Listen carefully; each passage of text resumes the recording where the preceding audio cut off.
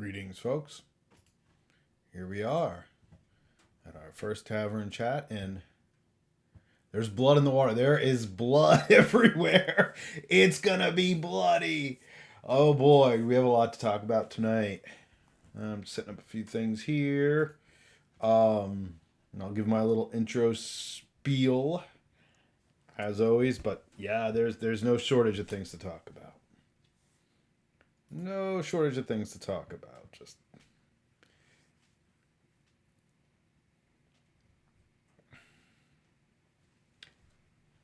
let's see.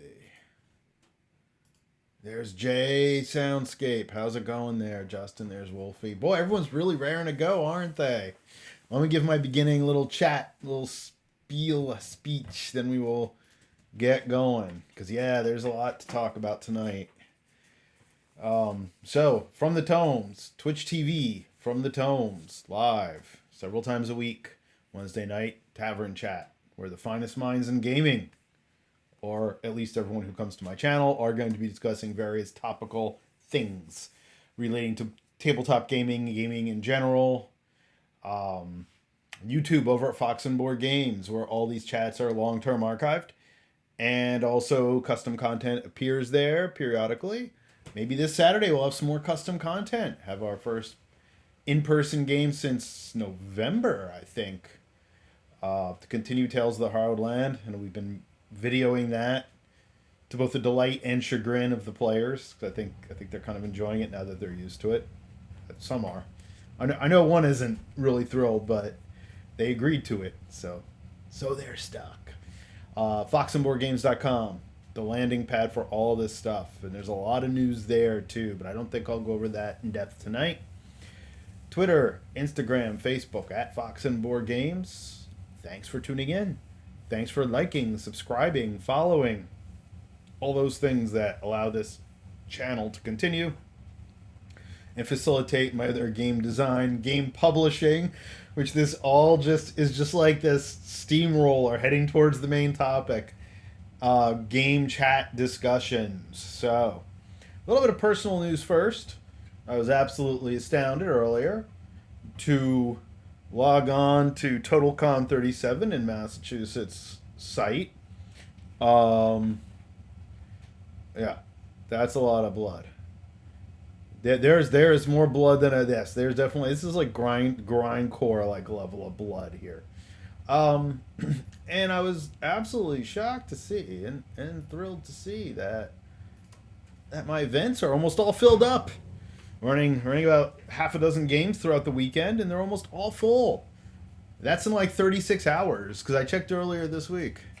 Yeah, exactly. Last several Cannibal Corpse album covers. Yeah, it is that level of blood. It is that level of blood.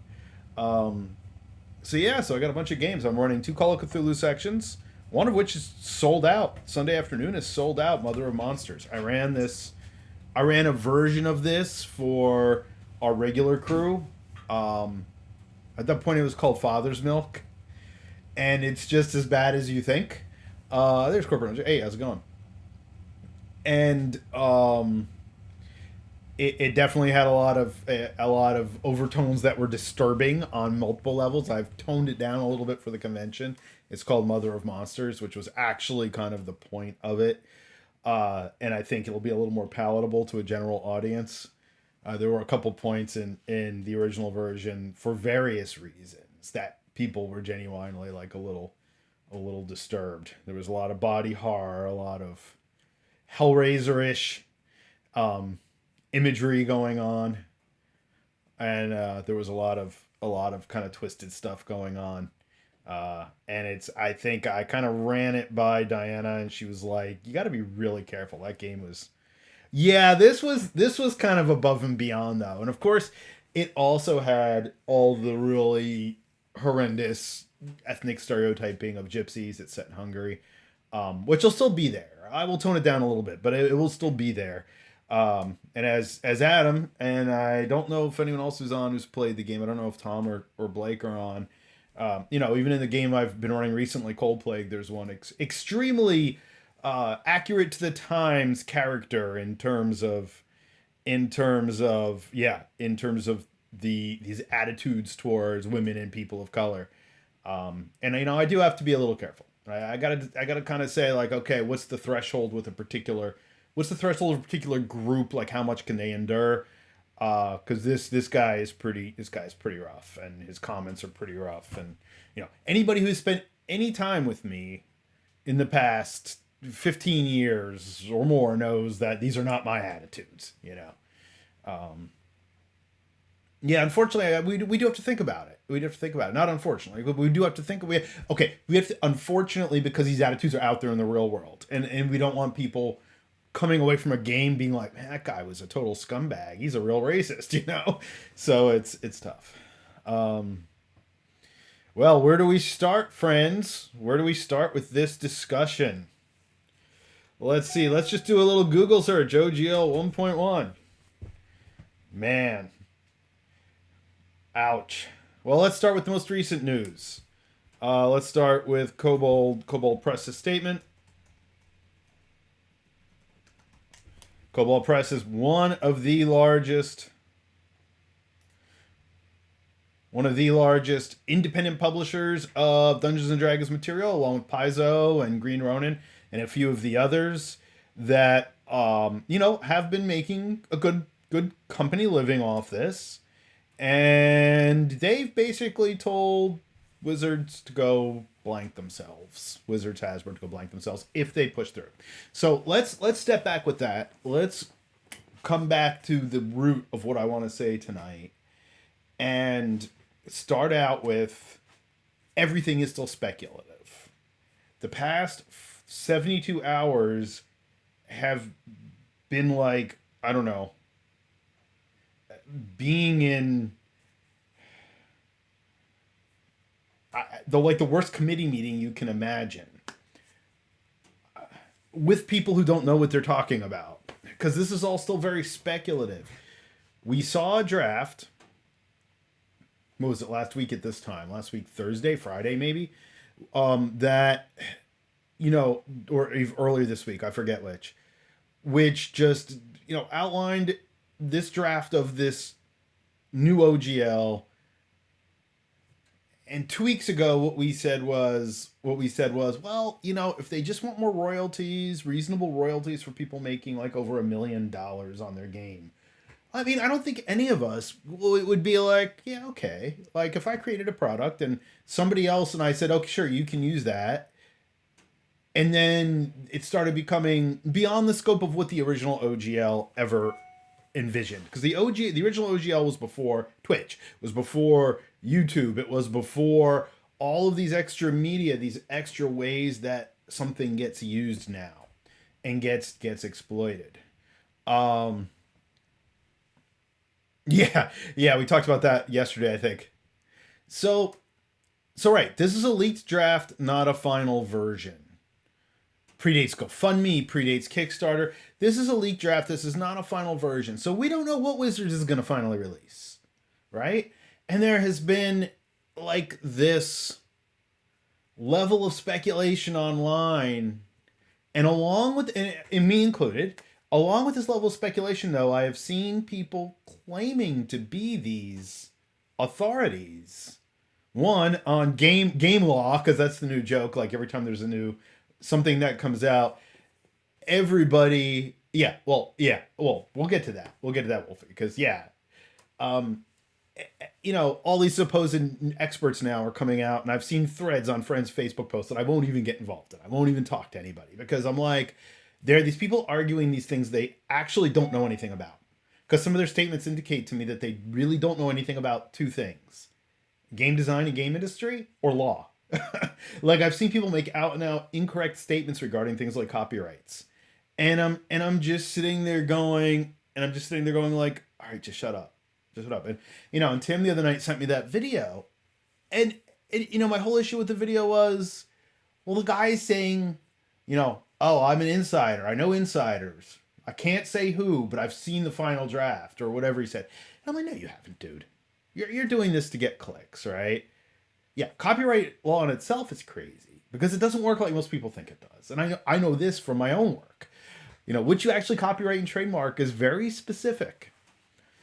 I could come out with Dragons and Dungeon and change some things, and yeah, they'd probably have to sue me. Well, exactly. Yeah, exactly right. Never. The internet is not filled with people who just assume they're experts on something that they know absolutely nothing about.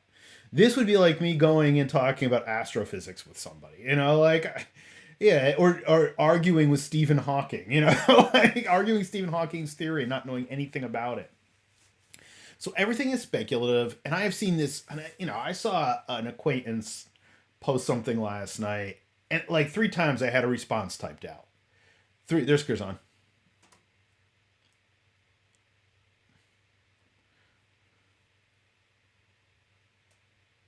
So yeah, so here's the thing. I've also seen a lot of my friend who's the lawyer said. So most people know I'm a folklore. I'm into folklore and mythology, and when you research folklore, particularly contemporary folklore, the ongoing joke is the friend of the friend. Oh, my cousin's friend saw Bigfoot up there, or my aunt's husband's friend, has this story about a ghost, right? And it's like these when it's more than once removed, it becomes speculation. And in most cases, those people aren't even real.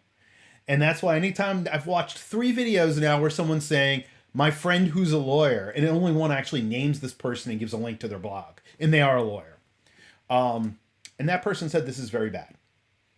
That lawyer, who is also a gamer, by the way, and is sophisticated in terms of industry law, said this is bad. Like, this is bad. So in the past 24 hours, Paizo has sent me a link to download the new version of Pathfinder, the errata version of Pathfinder 2, which shockingly has very few things in it at this point, or very few direct references, and no copy of the OGL in it. So they've basically at this point just, and it's like, okay, so right, we're all kind of sitting here like, all right, this was just thrown out, this was leaked out, and we've discussed this on our private group, that this leak is probably engineered to some degree, as like in politics, a policy gets floated out, and yeah, this text is flying tonight. This chat can't keep up with the chat tonight. This is great. And it's it's a case where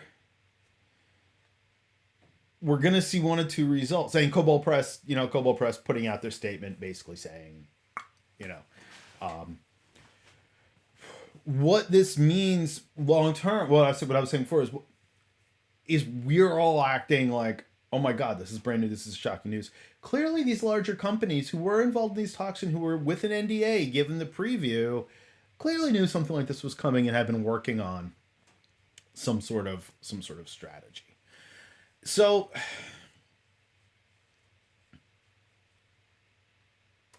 well, absolutely. And so I compared this. I was chatting with Alyssa, I think, earlier this week or last week, right after this was released. So I guess this was released Friday, because I actually chatted with her Friday afternoon, and they specifically mentioned musical performances based on OGL content. She has quite a few songs. Alyssa who's here and who's the Filk and convention performer. Quite a few songs based on D&D.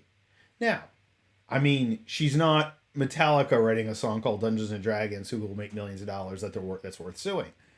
But in theory, do some of her songs also impact this? Or would they be impacted by this? Yeah, absolutely.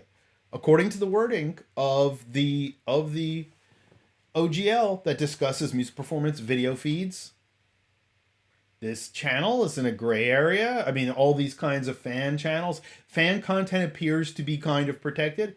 But what if you're a YouTube channel that just gets a popular video and you suddenly become monetized? Right? Kickstarter.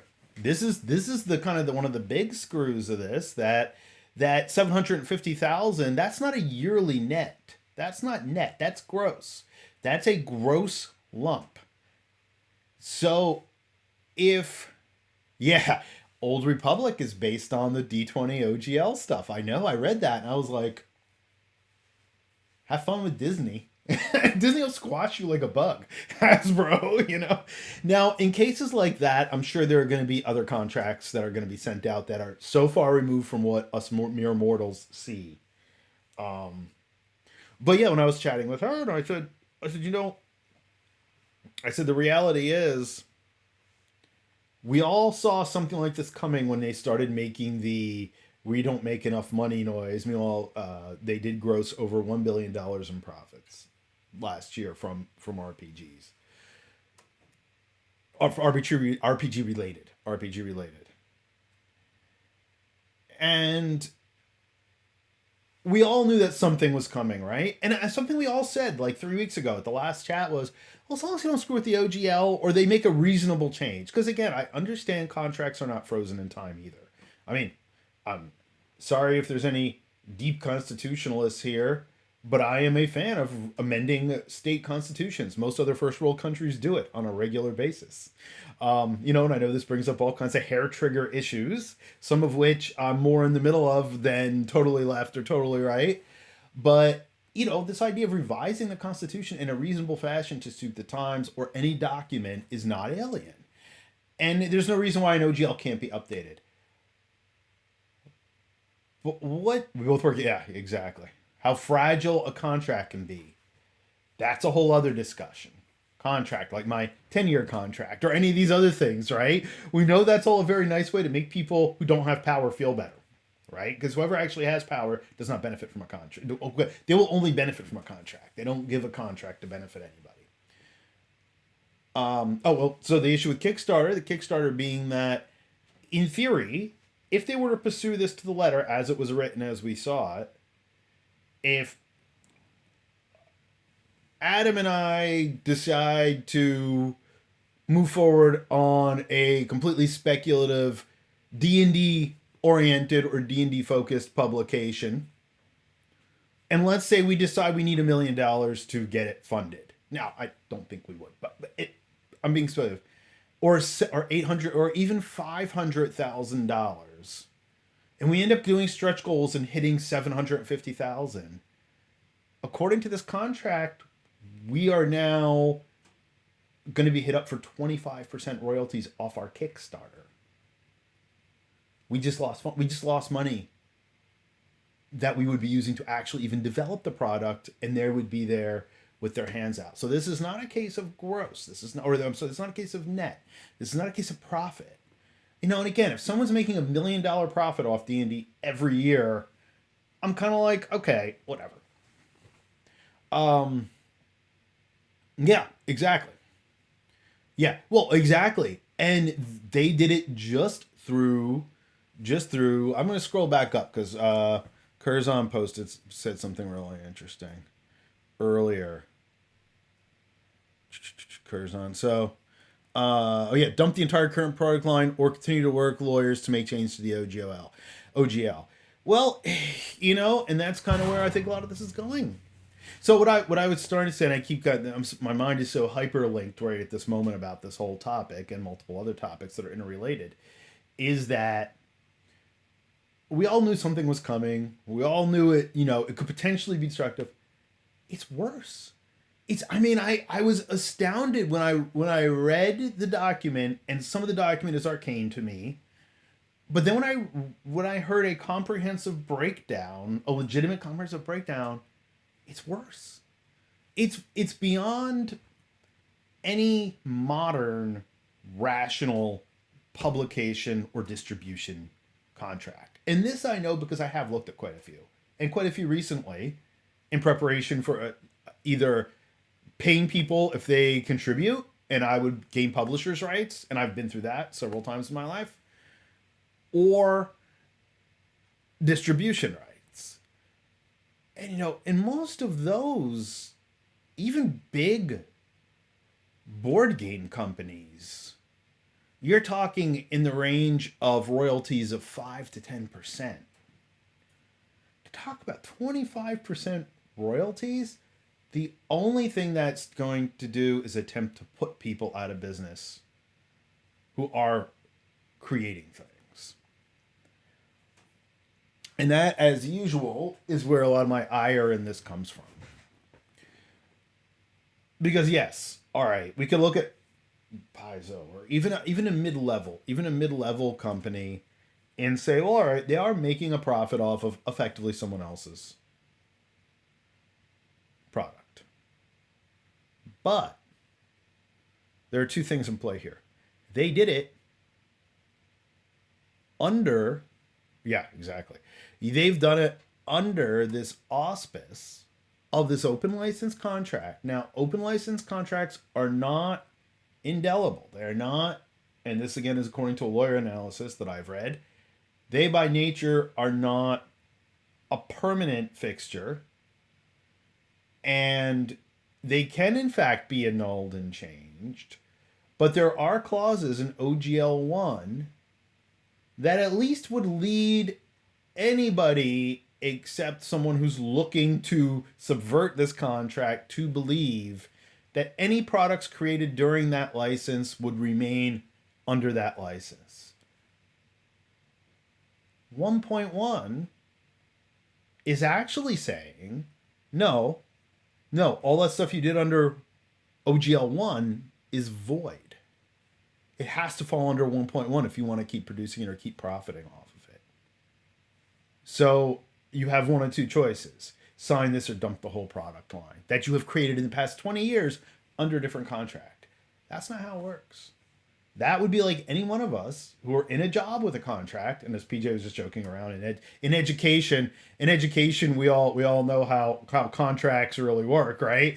But that would be like the board of trustees not only not giving us a raise, but deciding that they were going to retroactively bill us because they were going to change our fees, or they would change our hiring rate of the past 5 years. Now, I wouldn't put that past most boards of education, by the way, and boards of shareholders. Boards of shareholders. I won't say boards of education. Boards of shareholders. I wouldn't put that past any college board of shareholders. I mean, I would just expect that. I'd be like, hey, of course they are, right?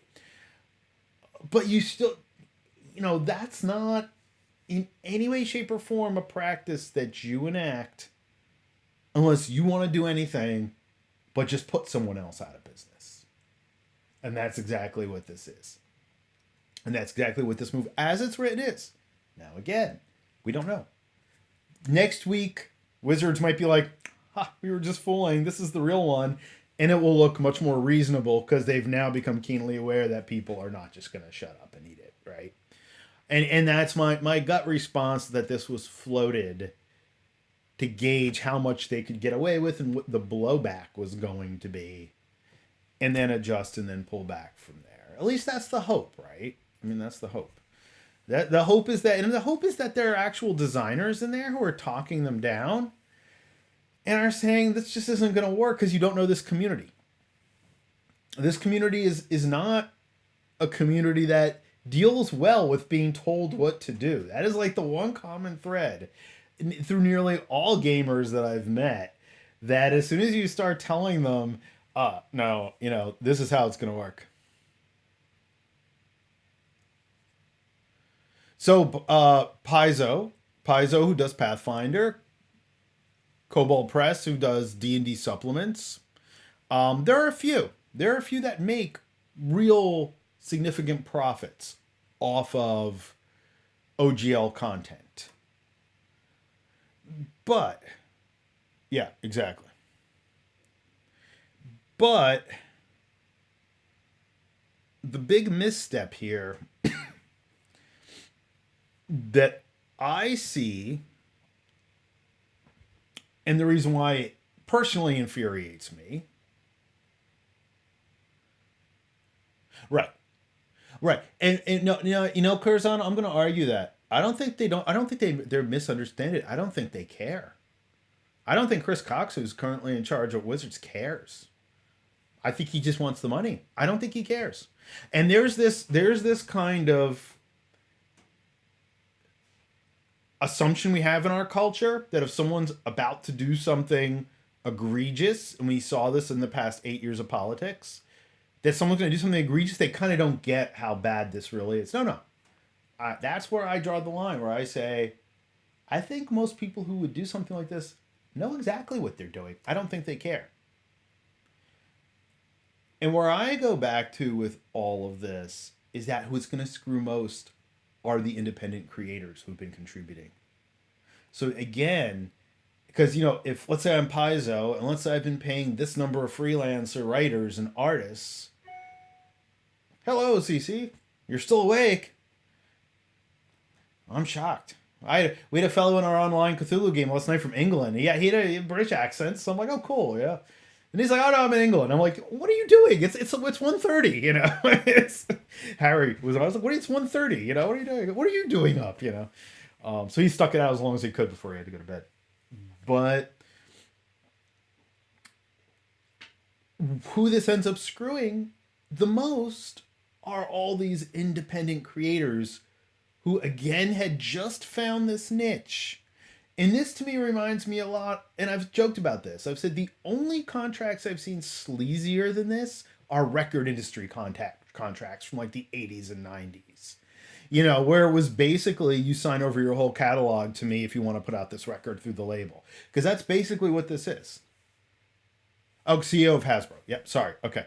Oh, that's right. Cynthia Williams is the head of Wizards. All right, good. Nope, thanks for the correction.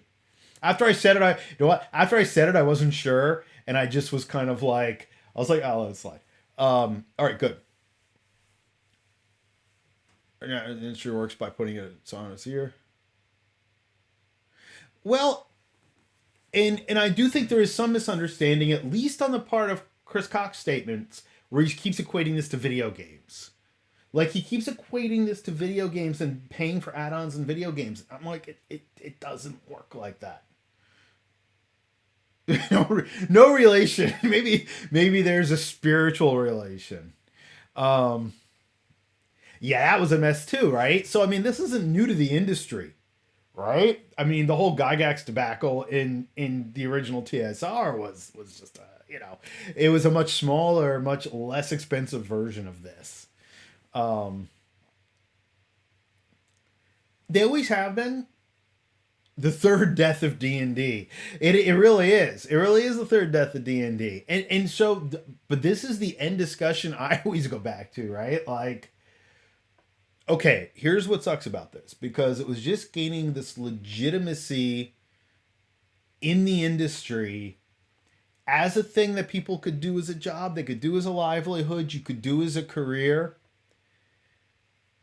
And again, like, now there's this storm not put in place by even a personal level mismanagement like the D&D, like TSR1.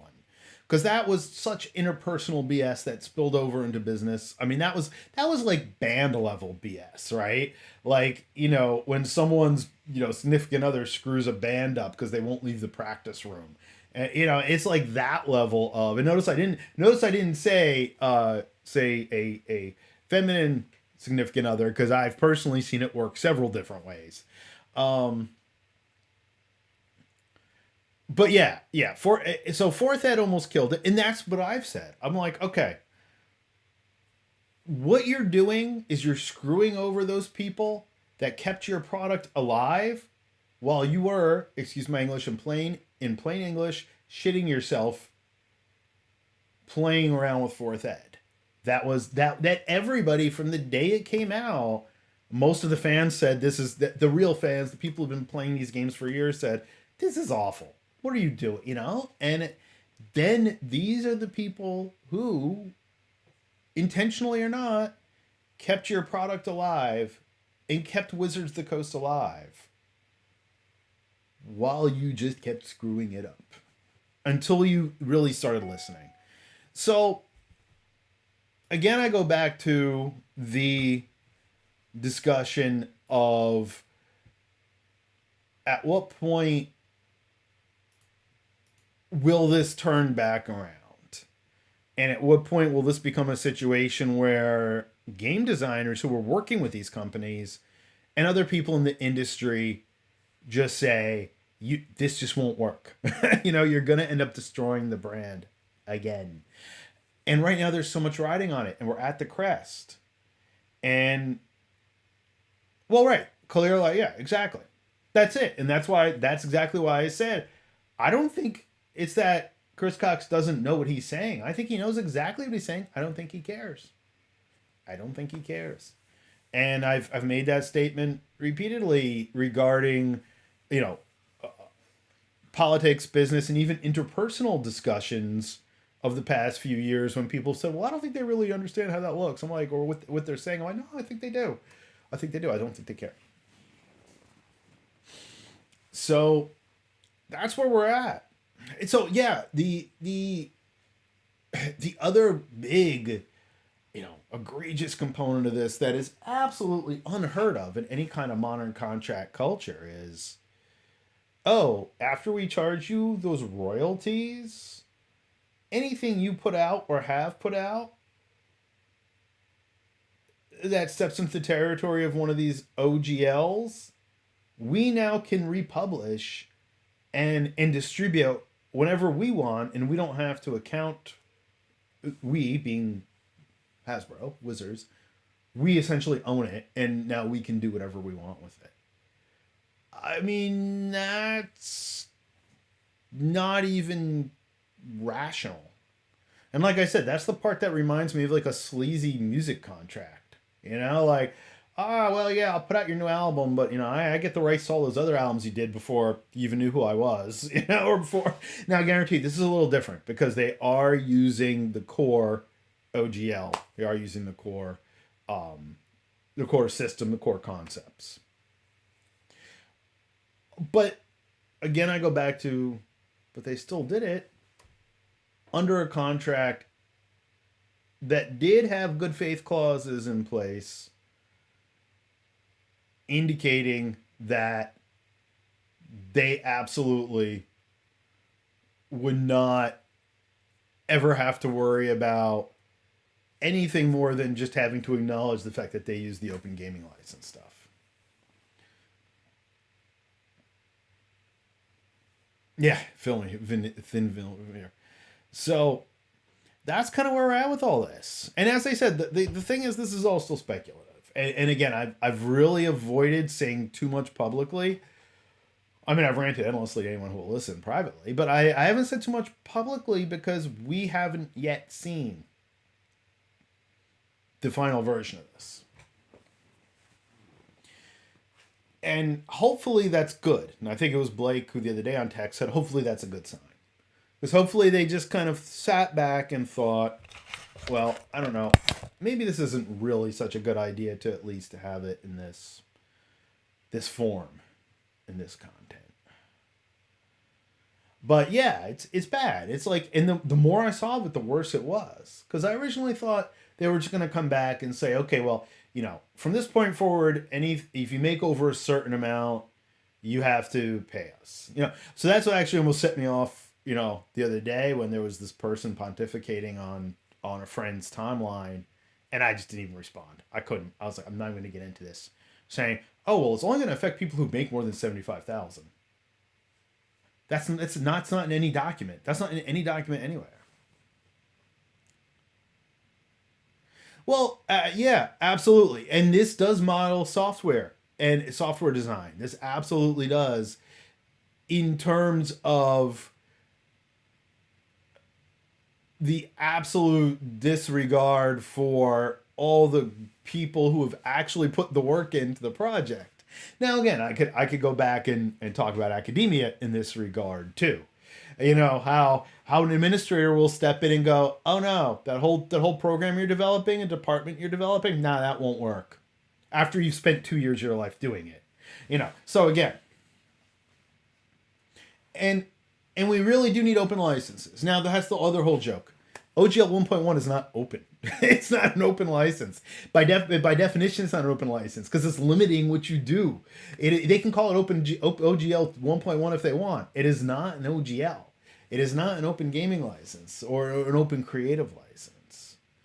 And again, I've been involved with nonprofits who have open creative licenses. And this is not an open license. It had literal content stipulations. As soon as it has content stipulations, it is not an open license. Well, so that's what OGL was supposed to be. OGL 1 was, in fact, effectively a Linux or open office for a tabletop role playing and related sources. And you know, that was the other thing that this person said. Well, the new license only governs printed material, and I'm like, no, like this guy's like arguing, and I'm like, you clearly didn't even read it. You're clearly just repeating what your friend who said he saw something on a subreddit said, And I'm like, and that's why I've been very careful to anywhere online before tonight really say much because publicly because it just is still very convoluted. It's very gray area in terms of what can be done. Now, the one lawyer analysis I read said that technically WotC, now Hasbro, does have the right to revoke OGL1. They have the legal right to do it. Is it a good idea? On any level, forget ethically, because ethics don't play into this. Is it a good idea creatively? Is it a good idea commercially? Probably not, but that doesn't mean they won't do it. Several analyses of OGL 1.1 have indicated that it will be extremely hard to enforce. And it will be extremely hard to do more than send a cease and desist notice about, at least for the immediate. And there are already talks vaguely. Oh yeah, that's the other thing that got me is that the one YouTuber that I watched was like, well, I have it on good authority that these executives, aren't gonna that these game companies aren't gonna sign it. All right, we can assume Paizo and Cobalt aren't gonna sign it, but to say for a fact, we don't know that. But aside from that, there's been so much hearsay and so much kind of fog of information going on. We're still not quite sure what can happen. It hasn't been tested in a court. Now, we also should be keenly aware that a court is extreme. What is ruled in court is also just as subjective, right? It's just as absolutely subjective because it depends on what side of business and business alliances any of the legislators or judicial members have vested in. So it's going to be a strange ride. It's going to be a really strange ride. And, so as we say in contract negotiations at the college level, we start out with every open board meeting by having people speak. And, right, there's nothing to sign yet, right? Nothing's been signed because there's no sign. It's a leak, right? Exactly. And we all say to the board members and to any audience or open public that's there, we would rather be spending our time doing anything else but standing here and talking about this. Yes, I actually believe, unfortunately, that OGL1 did not have the irrevocable license. Did not have the irrevocable text. They didn't have that little bit of text that said that it was irrevocable.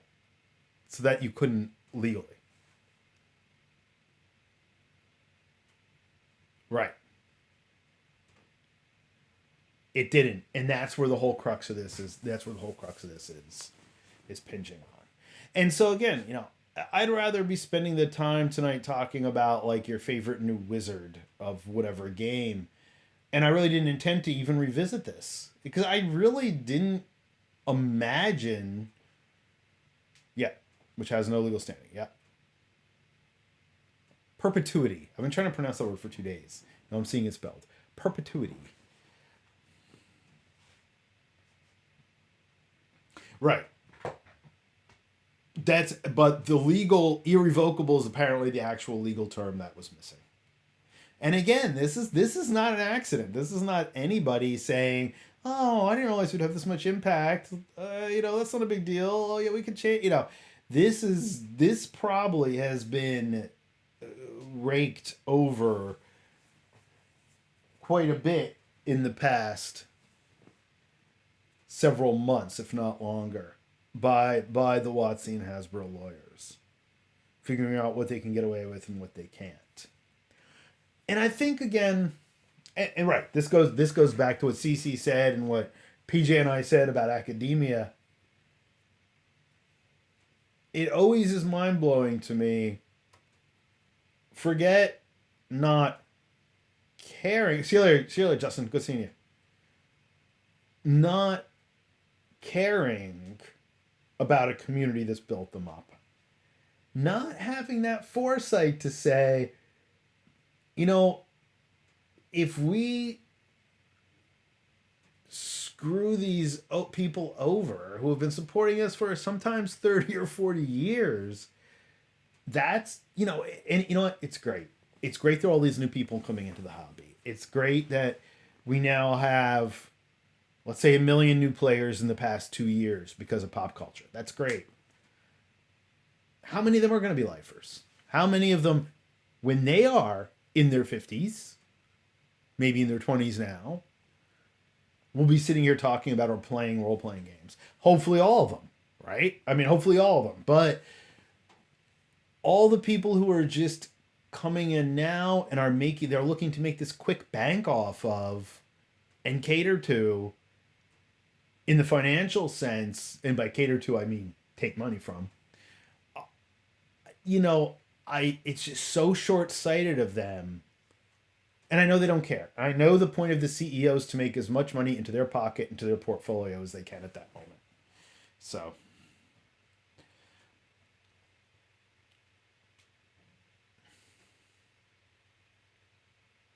sure, in a perfect world, every new student I have who comes in and is just obsessed with D&D is going to stay that way. I hope so. It's great. I remember the one day our one photo critique broke down into a D&D chat because I realized like pretty much the entire class that was there playing, they all wanted to talk about it. But it was like, we can't count on that being the reality, and neither can they. And what can be counted on is maybe a slow, steady increase in hardcore players.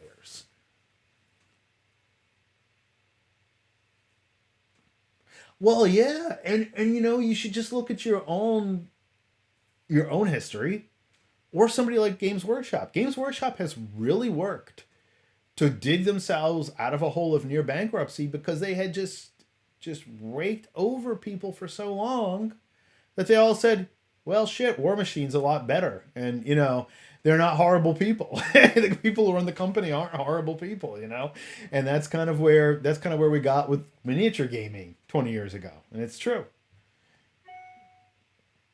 It's true. And it's just mind blowing. And like I said last week, almost 3 weeks ago now, or 3 weeks ago now, I said, my initial response to this entirely holds true. That I just read it and I thought, you just can't be happy with making $1 billion. Right.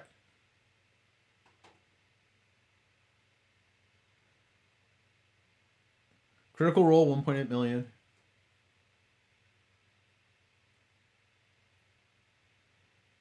Yeah, I mean, so again, we're not talking about this, we aren't talking about video game numbers globally, especially. I mean, again, what we see as far as video game culture here is big. It's big. But when you go to other parts of the world, it's huge. Southeast Asia video game culture was 20 has been steadily until fairly recently 20 years ahead in terms of popularity and its infiltration into contemporary culture.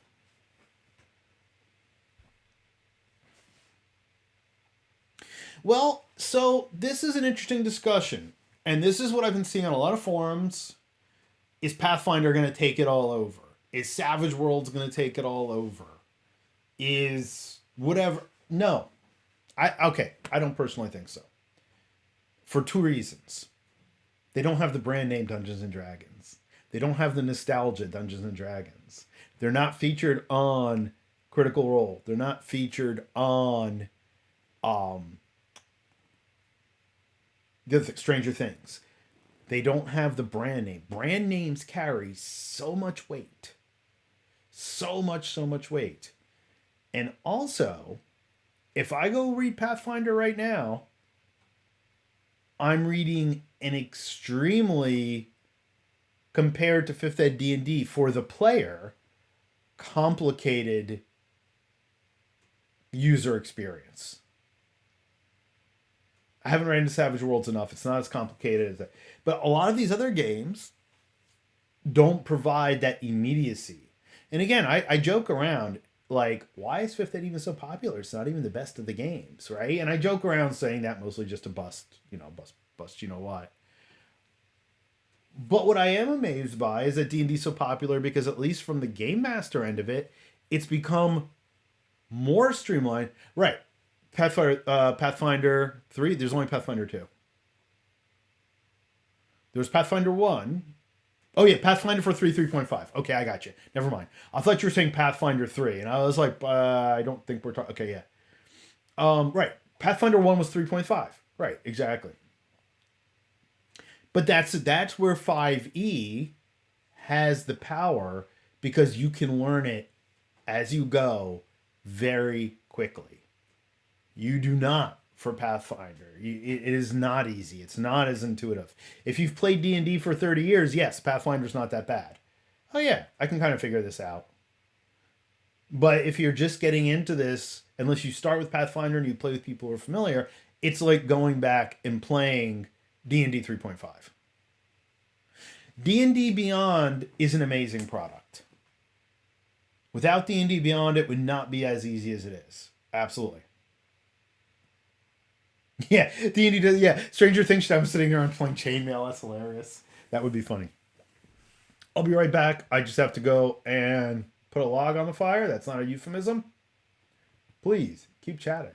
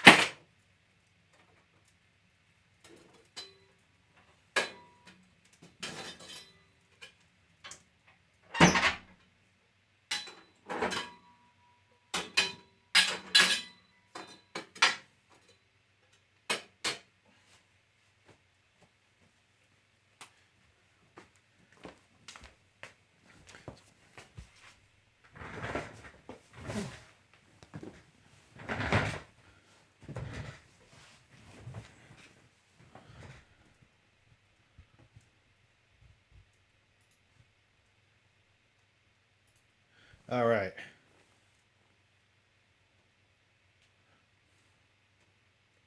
So let's see.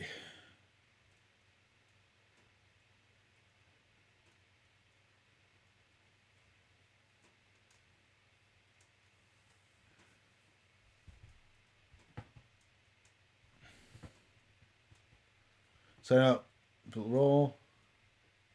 All right, advancing. Yeah, advancing through the different games.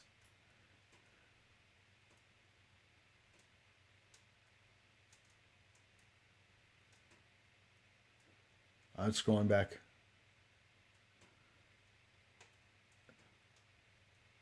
Yeah, well, you know what? There's a lot of people who are getting into the this to see people getting into the hobby. Like, I've had quite a few students that I've met, and um, different demographic, different age group. They don't care at all about D&D. They want to play something totally different. They get really into one of these other games that are a little bit more fringe, that are a little more story oriented, and yeah, and I think that is a reality. I think it's out there.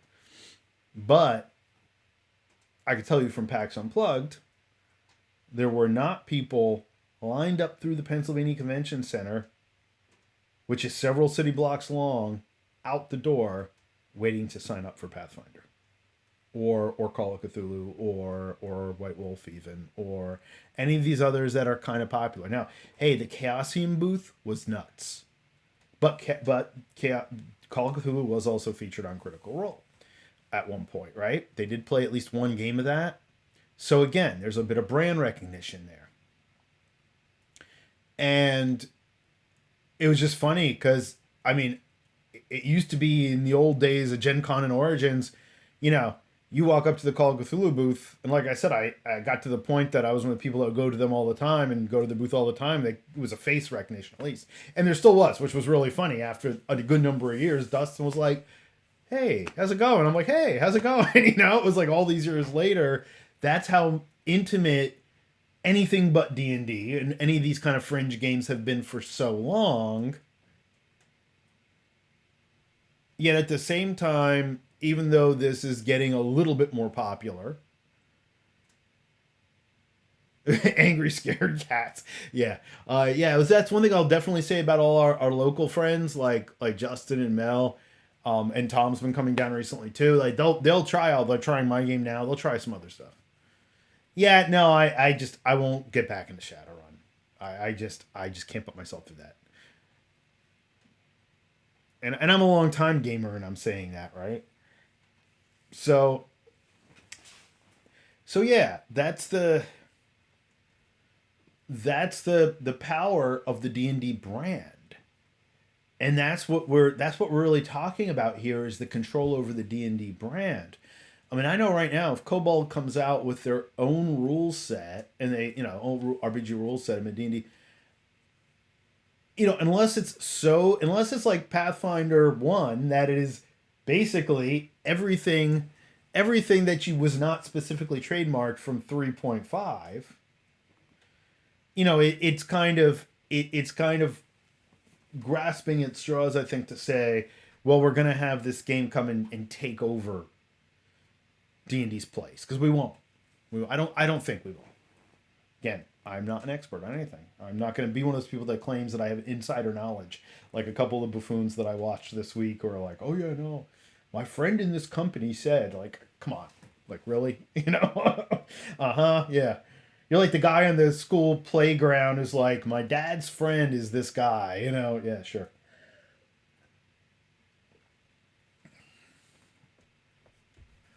Well, yeah, Shadowrun. I haven't looked at fourth ed. I fully admit I haven't looked at fourth ed. I think third ed. I actually have third ed on my shelf. It's funny because I took a survey of my and I did get it to Shadowrun up to third ed, and I didn't realize. I thought I had stopped at second, but I took a quick spin through the my shelf the other day just to see what I still had. I still have a lot of my old games, a lot of my classic games. Shadowrun is one of those few games where I was like, maybe I'll just play the GURPS version. Maybe I'll just play the GURPS version, or I don't know, convert something else.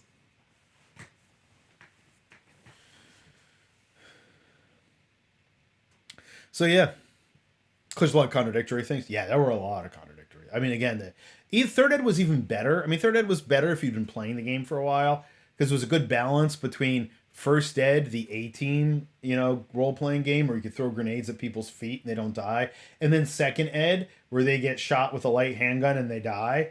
And again, as we saw last night in Call of Cthulhu, maybe that approach is realistic, but it doesn't always make for a very satisfying game when combat's that deadly and realistic. It's part of why you're playing these games is to be a little even Call of Cthulhu. You want to be a little bit heroic. You want to at least feel like you can do something. So I don't know, friends. That's where we're at. That's where we're at with all this mess. And again, I'm gonna kind of circle this conversation back around right to where we started. This is all speculative. Nothing's been as far as we know, as the public knows, nothing has been officially released for anybody to sign to force. But clearly there are the major players are in fact putting things in place under the assumption that the final OGL 1-1, or at that point 1-3 or whatever they call it, is going to look fairly close to what we have seen. And if it does, it's egregious. It really is. And again, this, as I said, there are a lot of people who are just kind of hearing about this and are chiming in, as is usual on the internet, and they don't actually know anything about it or researched it. And my one acquaintance who posted and said, well, it is really their contract, and legally they can't do anything wrong with it. I don't see why everyone's so upset. And I'm like, okay, well, first of all, what you just said actually is kind of incorrect. So right, that's what I've always said. We're now living the shittiest parts of the cyberpunk reality, right? We're not living the part where we get to drive around on smart motorcycles and have wired reflexes. We are living the dystopian shit part of it, where the vast majority of people have been placated by technology that really doesn't enhance their lives much. I mean, it does because we can all have this conversation, right? But there are these massive conglomerates that are actually controlling the entire world. I mean, that's the part we actually got. Cyberpunk, and I know I've talked about Cyberpunk a lot. My problem with Cyberpunk is the same problem with Steampunk. Nobody wants to play the punk part.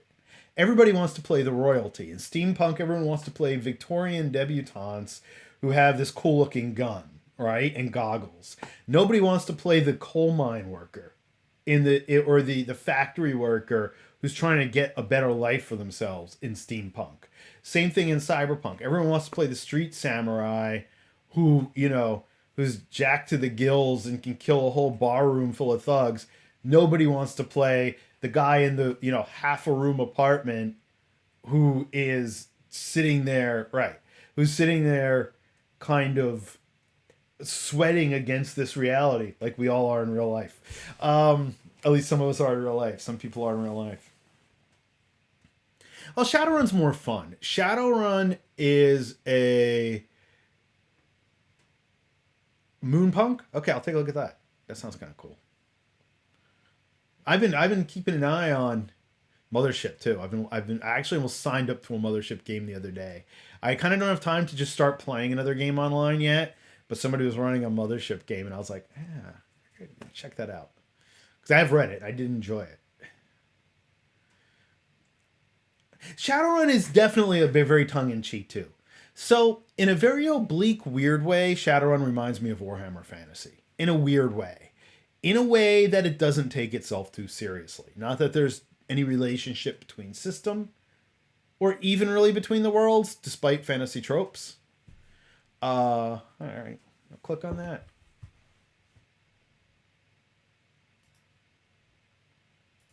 Um,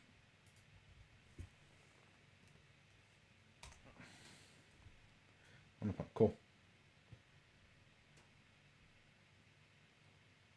Interesting. It is literally an anarchist role playing game. I mean, I know at least a few people here don't necessarily have to role play it, but it's, you know, interesting. See, I'm always worrying about, yeah, incorporating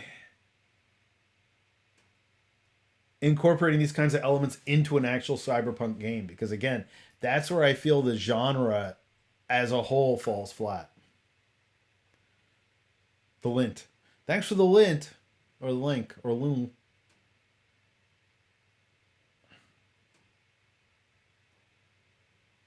Yeah, I mean, if you really play within the confines of the rules, though, at least my experience in Cyberpunk 2020, quite ironic there, it was originally Cyberpunk 2014. Then they updated it to 2020. So,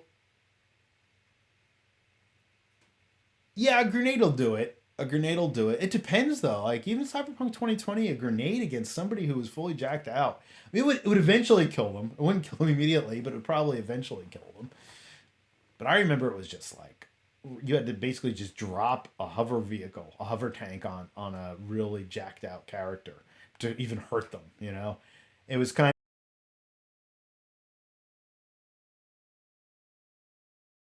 Whoever thought we would be having this discussion about Dungeons and Dragons, right? That's the most surreal part about this is I'm like, this is all about Dungeons and Dragons. This is really weird.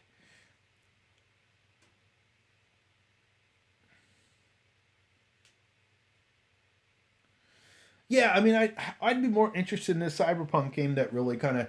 Well, okay, let's go to Vampire, right? The original Vampire, First Ed, the gothic punk that, by the way, Mark Reinhagen did try to trademark, so we can't pretend that lousy humans are brand new in role playing games. Let's trademark gothic punk. So next time Susie and the Banshees is interviewed, or the Sisters of Mercy are interviewed, or whoever, or Bauhaus, we'll be able to cash in on it, right? I mean, because they did try that. They did try that. But the original Vampire game was a gothic punk game in that if you were playing neonates, you were stuck in this power structure where you were the bottom of the food chain, quite literally the bottom of the food chain. And then you also had to worry about stuff like cops. Because as a neonate 13th generation vampire, a cop with a 38 could still screw your day up. Right? A cop with a pizza delivery boy, if Blake is still on, if he remembers Bruce Brett's character getting beaten up by the pizza delivery boy when he tried to feed on him. I mean, you were a little more than a slightly enhanced human. That's when the game had the punk feel.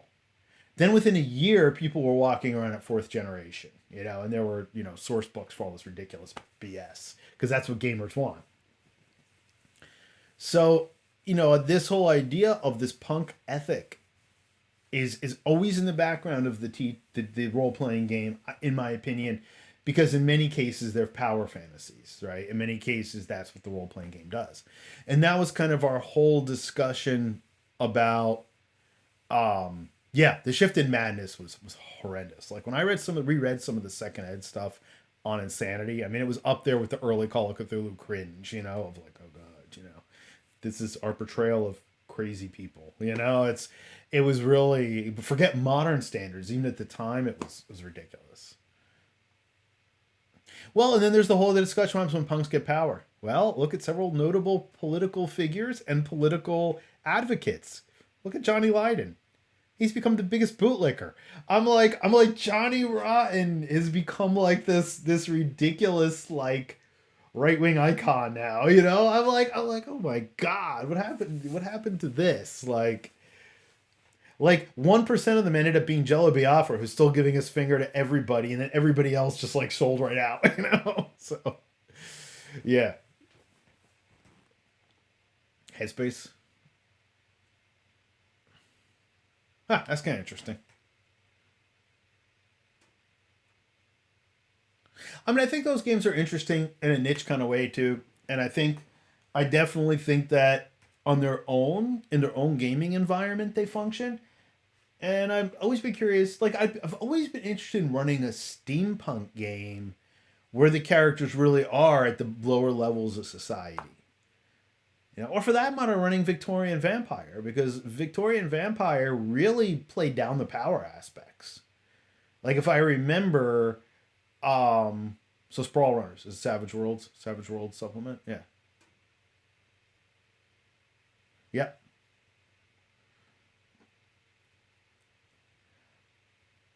Yeah, Robert Frost. Yep. So, yeah, it's and that kind of still ties that kind of all ties back into our greater discussion, and that what we're really talking about here is corporate greed, right? Not just fair business, not just okay, you're using my property, even though we originally said we would license it to you. Maybe we can amend that, and I can get a little money for it now. We're not even talking about that. We're talking about this massive kind of grab and this massive kind of greed, purely greed-driven grab of an IP that has suddenly become popular.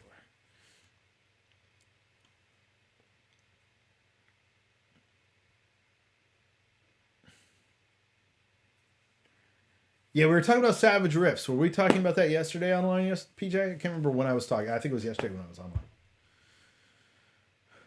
So just a note about that. I tend to have a much bigger viewership when I'm on here less.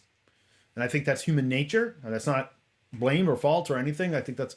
So I might be doing this every 2 weeks. I'll see. I'll see how I feel next week. But I might do this every 2 weeks.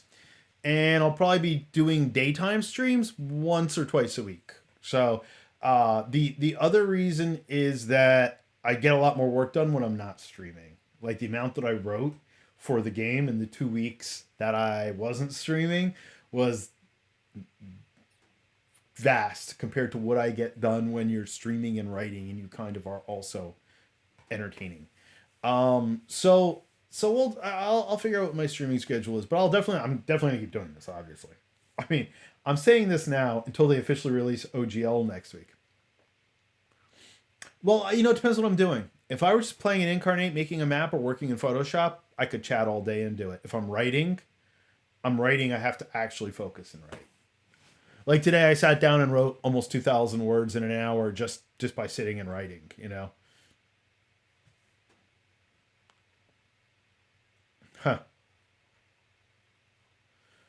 I think I was that based on a novel or a graphic novel or something, because I seem to remember reading something about this.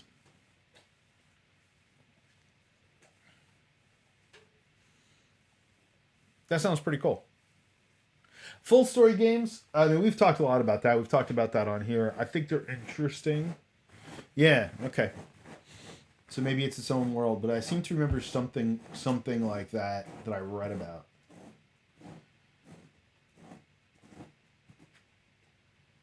But yeah, there's a lot of options, and I mean that's kind of what all the hardcore gamers I know have said. So the initial response among most of the hardcore gamers I know to this was, "Well, we have other games to play, but that's kind of not the point. That's kind of not the point of this, and that's kind of not the point when people have said, well, if you're not making more than 50,000, why are you worried? That's not the point. That's just it's the fact that every time we see a move like this, it ends up mostly screwing the people who've been working really hard to keep whatever it is afloat. And you mentioned software dev teams. Yeah, academia. Yeah, trust me. I know. My disillusion with academia doesn't come from an abstraction. It comes from being the person to sometimes put all these hours into things and either one, not get the credit for it, or two, just have it go away. Like wave of the hand. Nah, we don't need that now. After you spent like hours of your life doing it, sometimes not as part of not as part of a compensated contract. So, this isn't new. It's just new to this hobby. It's new to this niche. And like Blake said, this is not uncommon in video games. You know that part of an update or some other legal aspect has come out and people lose their minds, and then it comes out and it's been totally reworked. But I think that this is different. And I think for all of these companies to be reacting so strongly, including Paizo and whatnot.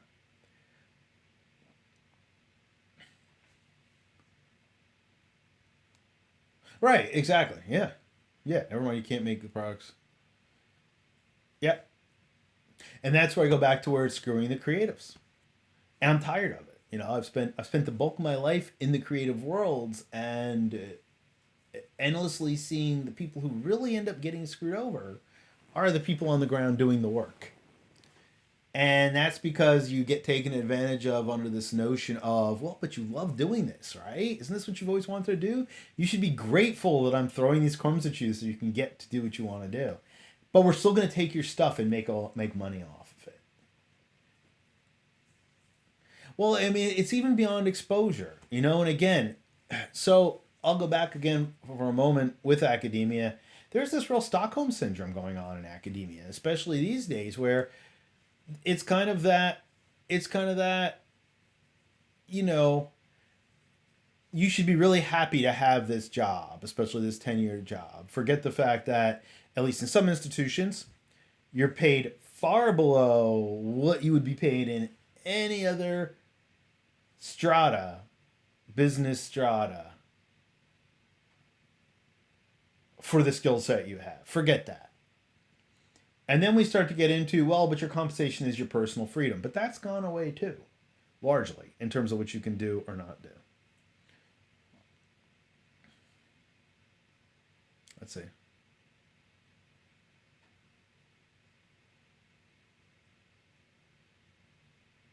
Oh, yeah. Yeah, I can't imagine. Oh, yeah. No, no, no. Yeah, Napster was all about protecting the labels. They same thing with same. This is why I keep referring and relating it to record company and or music industry antics. This is similar to these discussions with all these various streaming services and the fact that they are now paying artists less than what old record contracts used to, and asking like these artists, or acting like these artists should be absolutely grateful to stream their stuff.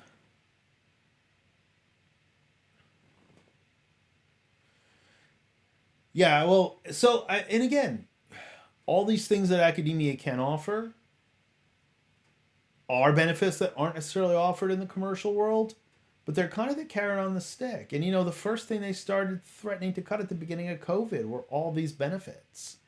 COVID hadn't even, and again, this is reminiscent of what I saw in academia.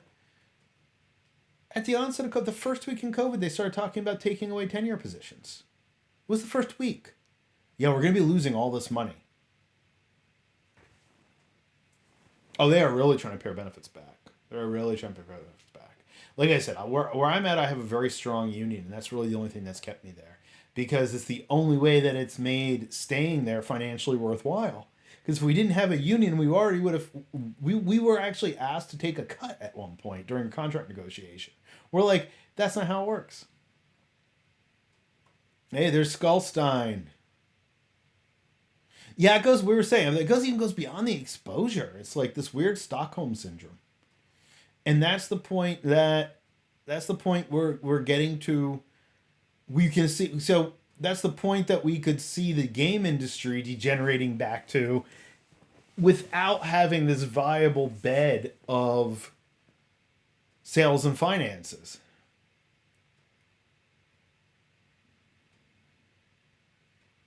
So we had the same discussion, Peach. We had the same discussion. We had to declare financial extringency because we weren't making enrollment because of COVID. That's not a financial emergency. That's your poor planning. that's your poor planning there. That's not financial emergency. If what do they say to businesses, or what do they say to individuals? Oh, well, you should have a year in savings in case you lose your job. But a business, they'll sit there with their hands for hand out for bailouts like instantly, right? It's like, oh no, well, we don't have enough money to function. Quick, government, hand us some money. And it's like they'll tell individuals, oh no, you should be financially responsible. You should have at least a year in savings. Oh, come on, you know. Yeah, it was crazy,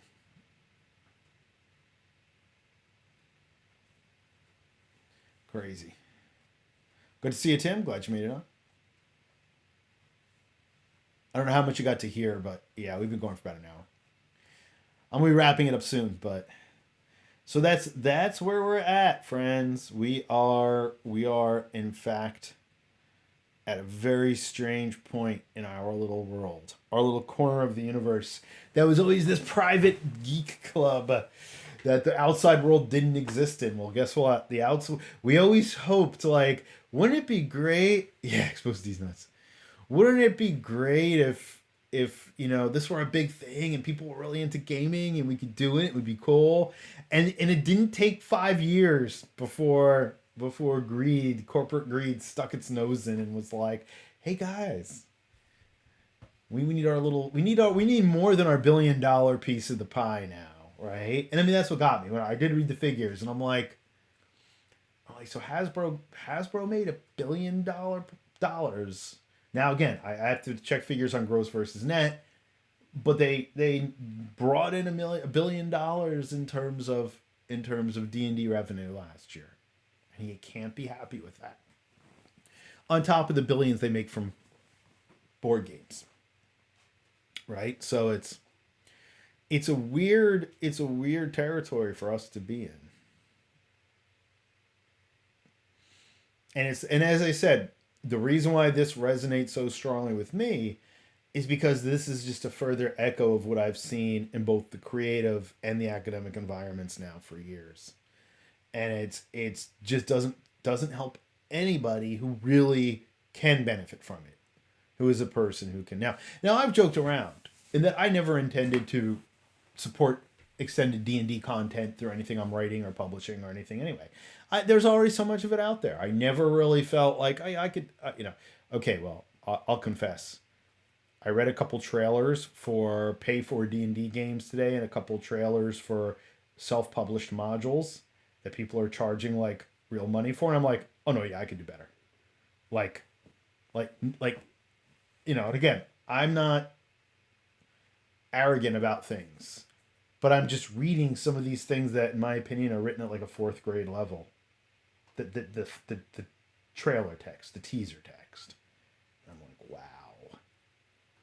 wow. So yeah, maybe I could publish D&D stuff, because my assumption was always there's so much out there. Like, why would I publish D&D stuff? Well, at least a lot of the smaller, like, individual publication stuff isn't, and that's not just D&D too. I did buy a Call of Cthulhu supplement about 2 years ago, before Down Darker Trails, or 3 years ago before Down Darker Trails officially came out.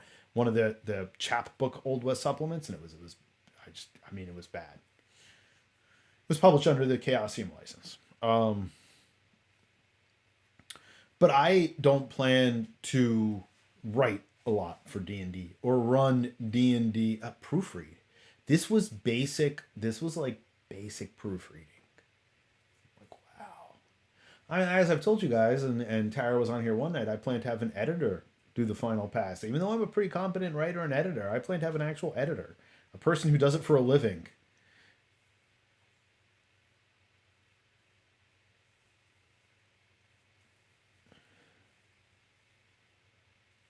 So yeah, it's worth it. It is worth putting it out there. Now, again, as we've discussed, we did have kind of this sort of idea for something D&D related. I think we have to really see how that pans out, and the plan should be just to produce something that is universally adaptable to all popular fantasy games on the market, or something like that. Not for use with, label it, not for use with Dungeons and Dragons. Not for use with Hasbro's Dungeons and Dragons. They're saying it's not for use with it. So I don't know what kind of trouble I get in for doing that. Probably a lot. Probably more than I really want to deal with, but it'd be rather amusing. So yeah. So again, my plan. All right, have a good one. Thanks for tuning on. Thanks for coming on. Be well as well. Yeah, I'm wrapping it up soon anyway. So, again, my thought is probably in 2 weeks I'll come back and do this, and I'll probably do some streaming during the week next week. But who knows? There could be another big announcement, and I'll be back on here shooting my mouth off next week. I guess we're gonna find out, right? Find out where this goes. I got some cool game recommendations tonight. Some weird stuff to take a look at. Yeah, when CC was on during the week last week or 2 weeks ago, they also mentioned Mothership, which is basically Space Hulk the role playing game, or Aliens the role playing game, which is pretty cool. Again, it's very niche, like it's space horror, but I was kind of like, yeah, this is totally up my alley. So I've been looking through they have a version of it that's out that you can read. That's an older version that you can read. That's either pay what you want or it's not the latest version. It was pretty cool. All right, friends. Thank you all very much for tuning on. Good chat. Great to see some of the discourse going on here. We'll see how this all goes.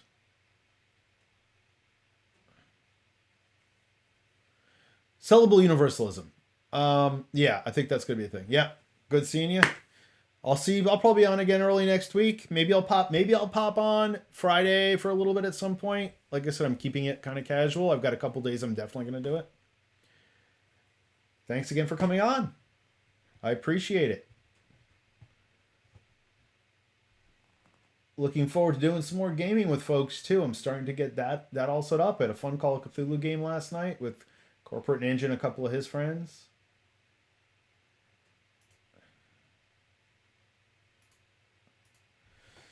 All right. From the Tomes, Twitch TV, From the Tomes, Fox and Board Games, at YouTube, also at Facebook, Instagram, and Twitter, and Fox and Board Games at www.foxandboardgames.com. Again, I greatly appreciate everybody who's come on and checked out my streams, checked out my gaming materials and fun and supplies and progress. Hope to see y'all again soon. I'll be on again, and I'll keep an eye out for announcements for upcoming Tavern chats. Have a good night, folks. Thanks a lot.